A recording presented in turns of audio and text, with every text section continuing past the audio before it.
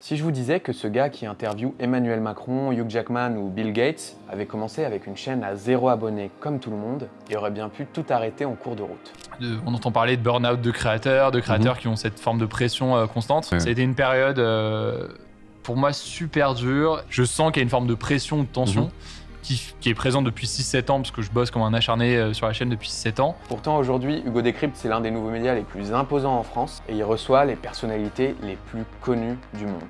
Mon but, c'est de vous raconter comment il est passé de ça Maintenant, on est des vlogueurs, putain. à ça. Hi Bill Gates. Thank you so much for accepting my invitation. Comment il est devenu maître dans l'art de gagner l'attention, comment il monétise cette attention avec son média, et comment il a structuré son système de création pour durer sans jamais faire de burn-out après 3000 vidéos postées à seulement 27 ans.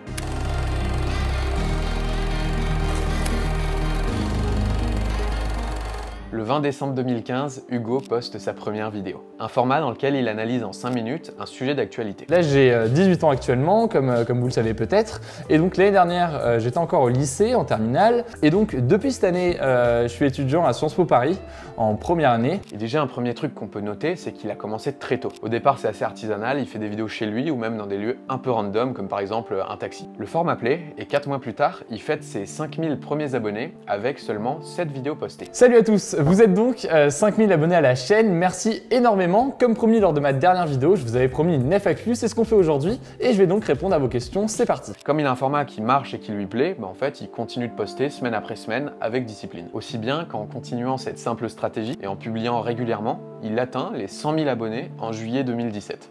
On se retrouve aujourd'hui, comme vous le voyez, pour une FAQ pour fêter les 100 000 abonnés. Merci énormément, je ne saurais pas comment dire autrement, ça fait vachement plaisir de voir qu'il y a autant de monde. Enfin, pour moi, c'était vraiment un défi de me lancer sur YouTube. À l'époque, il faisait partie un petit peu des précurseurs à créer sur des sujets d'actualité politique, ce qui lui permet du coup de tirer son épingle du jeu. En 2017, il surfe sur les présidentielles avec un format dans lequel il va décrypter en 5 minutes les programmes des candidats à la présidentielle. C'est ce format-là qui va lui permettre de dépasser les 100 000 vues par vidéo et de capter un vrai momentum pour sa chaîne. Mais c'est encore rien comparé à ce qu'il fera quelques années plus tard. Une grosse étape dans son évolution qui va vraiment lui mettre le pied à l'étrier, c'est son face-à-face avec Marine Le Pen en 2019. En fait, il y a quelques semaines, j'ai été contacté par France 2 qui m'a proposé de prendre part à l'émission pour interpeller Marine Le Pen sur le sujet de mon choix. Ce face-à-face est suivi de très près par une interview avec le président de la République en mai 2019 qui montre bien qu'on commence à le prendre au sérieux. J'ai voulu venir parce que lors des élections européennes, près des 3/4 des moins de 25 ans ne sont pas allés voter. Si le président de la République considère que le média de Hugo Décrypte est suffisamment important pour y accorder une interview, c'est bien que la mayonnaise est en train de monter pour Hugo. Et s'il y a bien une chose qui rend unique la ligne éditoriale d'Hugo Décrypte, c'est sans doute sa neutralité et sa bienveillance. Là, t'es devenu vraiment une référence de l'actualité sur YouTube. Ce qui fait aussi que ça fonctionne, c'est qu'en partie, c'est la partie de neutralité, où on te fait confiance par rapport à d'autres influenceurs, où on se dit, bon, ça peut être l'information est moins objective, etc. Même si, bon, l'objectivité de l'information est ce qu'elle est. J'ai lancé ma chaîne en ayant cette volonté d'avoir un truc qui se voulait factuel, qui se voulait neutre, qui se voulait objectif. C'est rafraîchissant dans un paysage médiatique où tout le monde est orienté et incisif, même si tout est relatif. Et le marché de l'attention, il marche comme tous les marchés économiques. C'est une question d'équilibre entre l'offre et la demande. Sur la scène politique, il y avait déjà de l'offre pour des contenus très orientés, de droite, de gauche, etc. Et donc Hugo, en venant se positionner sur la posture de neutralité, en fait il prend une place qui n'est pas occupée et c'est ça qui lui permet de tirer son épingle du jeu.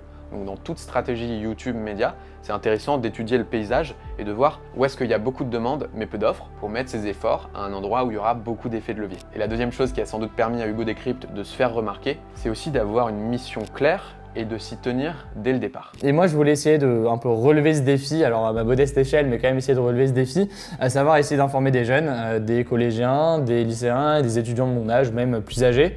Donc voilà, moi j'ai réfléchi à un format, j'ai réfléchi à ce que je voulais faire en vidéo, parce que ça me semble être le moyen le plus efficace. Et c'est important de réussir à vraiment comprendre ce que ça veut dire et réussir à s'y reconnecter, parce que c'est ça qui va réellement permettre de construire de grandes choses. J'ai demandé à Valran, un des cofondateurs du groupe Le Crayon Média, qui est un média sur le débat et la politique en France, de m'expliquer qu'est-ce qui fait qu'une mission d'entreprise est réellement sincère et efficace. Moi je pense que pour le coup c'est là-dessus que tu peux juger le plus facilement une personne sur la sincérité de son combat.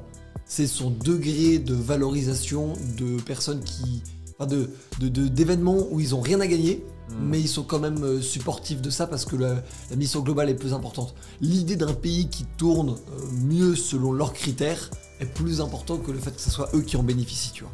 Ouais. Parce que sinon, en fait, t'as tout intérêt à être pompier pyromane. C'est-à-dire que t'as intérêt à allumer des feux que t'es le seul d'être capable à éteindre. Parce que du coup, tu deviens indispensable. Tu vois, ça serait le super-héros qui fait exprès qu'il y ait des crimes pour pouvoir se montrer à quel point il est utile, tu vois. Mais sauf que le but d'un super-héros qui combat le crime, c'est qu'il n'y ait pas de crime. C'est pas de le combattre, le crime. Enfin, tu vois. Ouais, et je pense que c'est ce raisonnement-là où parfois t'as des alignements entre les gens, tu vois. Et Hugo Décrypte a une mission claire à laquelle il s'attelle tous les jours. C'est là où on s'était mis à faire une vidéo par jour et on a commencé ce format des actus du jour qu'on continue aujourd'hui. En 2020, il passe à la vidéo quotidienne avec son équipe. Ça peut paraître anodin, mais c'est ça finalement qui va vraiment leur permettre de rentrer dans la vie des gens. 3, 2, 1. Salut, c'est Hugo, j'espère que vous allez bien. L'annonce principale ce soir, eh bien c'est le confinement. 24e jour de confinement, bon courage à tous. 27e jour de confinement. Moi je suis une star des maladies infectieuses.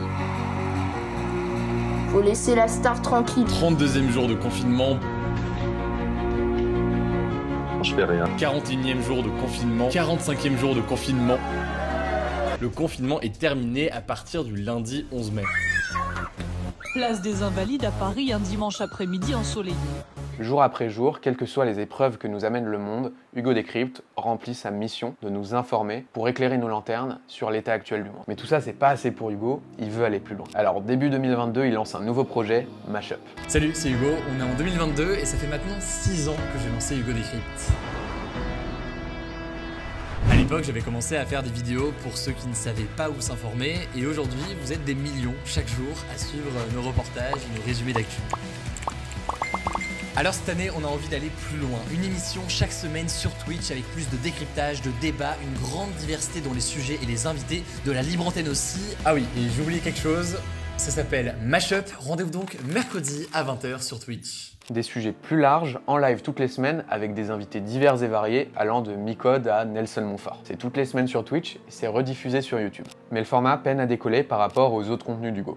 Et il l'arrête après 60 épisodes. Et ça, c'est la réalité du modèle média. En télé, on dit poliment que le programme n'a pas trouvé son public. Si la rentabilité n'y est pas, ça dégage de suite. Sur l'année 2019, M6 tourne autour de 9% de part d'audience. Or, pour la première émission de Together, Tous avec moi, la part d'audience était de 6,8%. Trop bas pour M6 et encore plus pour un prime. La semaine suivante, pour le deuxième numéro, l'émission continue de dégringoler et arrive à peine à un peu plus d'1 million de téléspectateurs pour 5% de part d'audience. Il en faut pas plus pour que M6 tire la sonnette d'alarme et déprogramme l'émission. Ça peut paraître dur de devoir arrêter une émission comme ça, mais en fait c'est pas si grave, parce que s'il y a bien une chose qui anime Hugo depuis le premier jour, c'est d'oser faire les choses. YouTube prend une place assez massive dans ma vie, c'est d'ailleurs ce qui me permet en soi de faire ce tour du monde cette année. Et donc forcément, j'ai aussi eu le temps de réfléchir à ce que je voulais faire par rapport à YouTube avec tous les projets à venir sur Hugo Décrypte. Aujourd'hui, je lance une version anglaise de Hugo Décrypte. C'est un défi immense auquel je pense depuis des mois et des mois, c'est assez risqué, ça va être beaucoup de travail, mais je m'en voudrais toute la vie si jamais j'essayais pas. Alors, il rencontre peut-être des échecs sur la route, mais sa persévérance va finir par payer. Parce que ce qui va lui permettre de réellement devenir numéro 1, c'est ce qu'on va voir maintenant.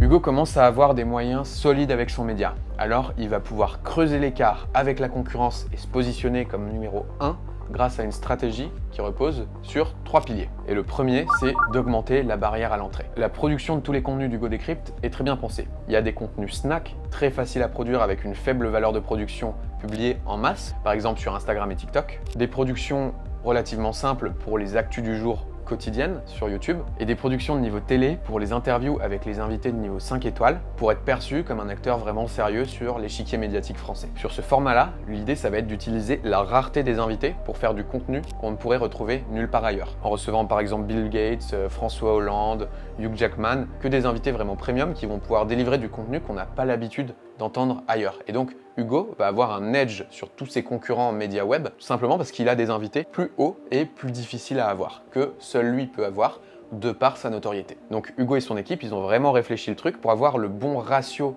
qualité effort à fournir sur chacun de leurs formats. Ce serait too much de faire une prod télé pour créer du contenu snack pour Instagram. Donc Hugo et son équipe, ils ont vraiment réfléchi le truc pour avoir le bon ratio qualité effort à fournir sur chacun de leurs formats, que ce soit sur les snacks, les actus du jour, ou justement les interviews un petit peu 5 étoiles. On pourrait croire qu'on met une caméra, 2 invités, qu'on parle et que ça fait une interview qui va marcher. En réalité, il faut les penser en avance. Très souvent, les accroches des vidéos, quel va être le titre et la vignette finale, on le sait avant l'émission. J'en ai parlé avec Sylvain Pascal, qui est expert en personal branding et qui m'a partagé ses meilleurs hacks pour packager un format interview pour que ça cartonne. Quand tu tournes une vidéo, de savoir déjà parfaitement l'angle, la miniature, le titre avant. Et par exemple, avant qu'on tourne une vidéo ensemble, ça aurait été top, genre je dis pas ça, je dis en mode ça construit, ça aurait été top que tu saches déjà sur, genre que tu réfléchisses, ok, par exemple Sylvain, pour que la vidéo elle marche le plus avec lui par rapport à l'audience que je vais toucher, sur quel angle il faut que je l'emmène. Est-ce que je l'emmène, je lui demande de faire des conseils techniques et c'est un guide complet, par exemple de 1h30 pour développer son personal branding de A à Z. Est-ce que c'est un peu en mode les potins et un peu les backstage des plus gros mecs avec qui il a bossé sur personal brand? Est-ce que c'est sur son histoire personnelle, genre de trouver sur quel angle tu veux m'emmener pour pouvoir cadrer plus la discussion dans un angle et pour pouvoir déjà savoir que tu as ta miniature et ton titre basé là-dessus, tu vois. Comme le dit souvent Paddy Galloway, le consultant YouTube de MrBeast, si une vidéo YouTube n'a pas le potentiel de cartonner, à quoi bon la faire? Troisième critère, c'est que il faut que juste le sujet, le point d'entrée, qu'on ait une accroche qui va intéresser quoi.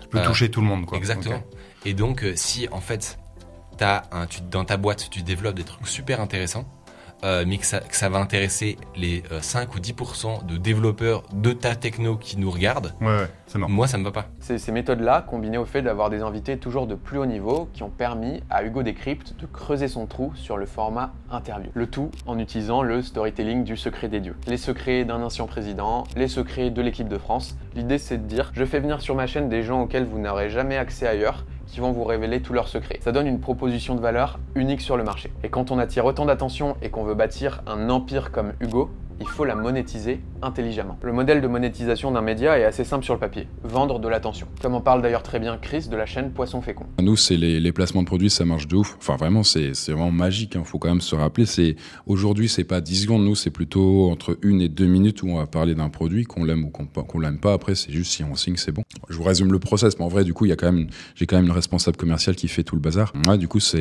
fait que du coup, ça représente une bonne partie de... Et ça coûte combien un placement de produit chez nous ?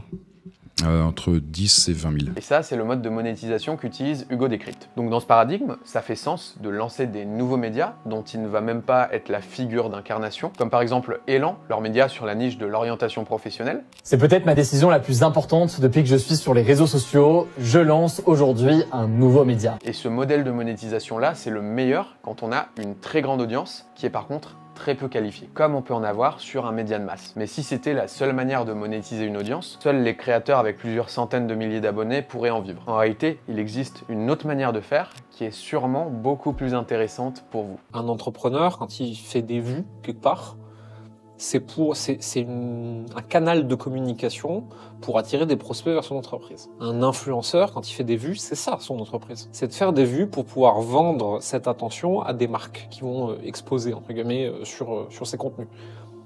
Un entrepreneur, il veut pas plus de vues, il veut plus de clients. Et en fait, toutes les vues ne se valent pas.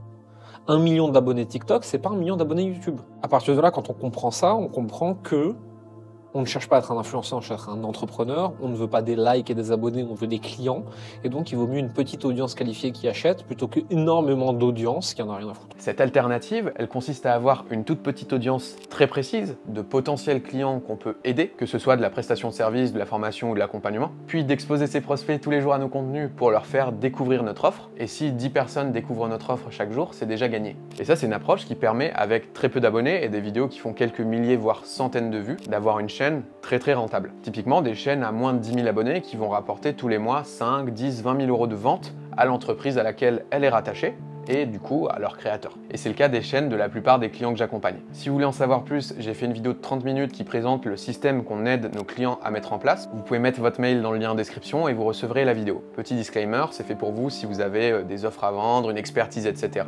C'est le petit prérequis pour que ça marche pour vous. Bien monétiser, c'est important, mais il faut aussi réussir à durer. Et si je vous disais qu'Hugo aurait bien pu tout lâcher? Mais je pense que c'est d'ailleurs pas mal de créateurs de contenu qui en parlent ces dernières semaines ou ces derniers mois. On entend parler de burn-out de créateurs qui ont cette forme de pression constante. Une actu par jour, c'est la face émergée de l'iceberg et c'est une toute petite partie de l'ensemble du taf que tu fais, quoi. Du taf, déjà d'avoir à gérer une équipe et tout, et même d'un point de vue journalistique, des reportages qu'on fait à côté, des interviews, de tout ce qu'on reprend là en ce moment après la présidentielle.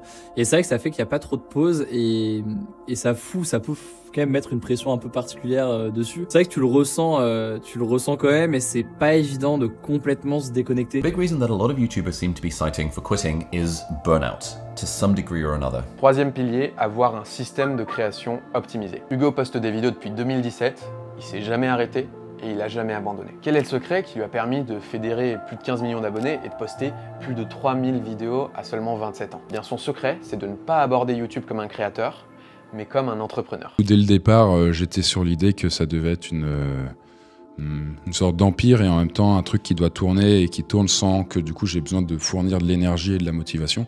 Donc je l'ai fait au début, beaucoup d'énergie, beaucoup de motivation, mais c'est pour ça que très rapidement je me suis mis à embaucher. C'est vraiment rigolo parce que c'est vraiment un mini parcours d'entreprise en fait. Dans le sens où toutes les questions qu'on a sur YouTube, je les ai toujours tout retrouvées dans le business. Du coup, on a 3 rédacteurs, 2 monteurs vidéo, un chef de chaîne, une assistante, un graphiste, 2 illustrateurs, une commerciale et puis je sais plus. Et voilà à quoi ressemble un système de création conçu pour durer. Si à chaque vidéo vous devez trouver un nouveau concept, un nouveau format, réfléchir à un titre, une miniature, écrire, filmer, monter, faire la miniature, etc. et que vous avez toujours des petites tâches qui tournent en arrière-plan dans votre cerveau, la prochaine vidéo à publier, etc. vous allez forcément finir par vous épuiser. Et je parle en connaissance de cause parce que c'est comme ça que je procédais au tout début sur cette chaîne et c'était hyper fatigant. Donc en fait, pour pouvoir durer sur YouTube comme l'a fait Hugo, ce qu'il faut, c'est un système qui soit extrêmement clair à chaque étape, avec un process pour trouver les meilleurs sujets de vidéo, une trame de script de vidéo préétablie pour pas repartir d'une feuille blanche à chaque fois, une identité visuelle clairement définie dès le départ et un workflow très clair où chacun sait précisément ce qu'il doit faire. Et tout ça va permettre du coup de réduire la charge mentale, de pas réinventer la roue à chaque vidéo et de déléguer beaucoup plus facilement. L'idéal, c'est d'avoir un grand tableau de suivi avec toutes les idées de vidéos qui avancent par stade d'évolution. Ça part de l'idée, puis on doit trouver le titre et la miniature, on doit écrire la vidéo, on doit la tourner, on doit la monter, on doit la valider, on doit la publier. Et avoir de la clarté sur tout ça, c'est ça qui va permettre aussi de fonctionner par batch et donc de tourner les vidéos 4x4, etc. C'est un peu plus dur pour Hugo comme il fait de l'actu, mais pour nous, c'est super bien. Personnellement, c'est ce que j'utilise et ça a changé mon quotidien. Et enfin, le deuxième point, c'est qu'il va falloir avoir une délégation intelligente. Au début, on est tenté de tout faire soi-même et on se pense un petit peu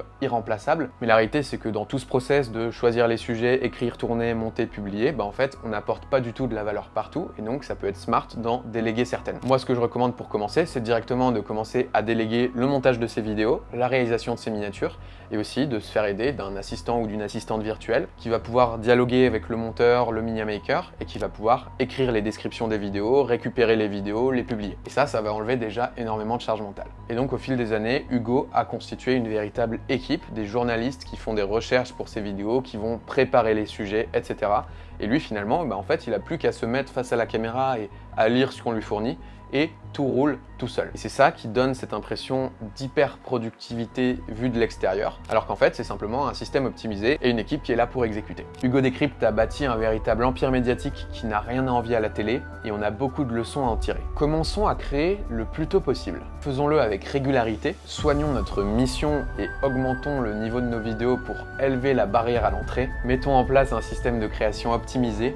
Et n'oublions pas que faire beaucoup de vues, c'est le gagne-pain des médias, mais que ce n'est peut-être pas notre cas. Alors prenez soin de parler à la bonne cible avec le bon message et tout devrait bien se passer. Voilà comment commencer.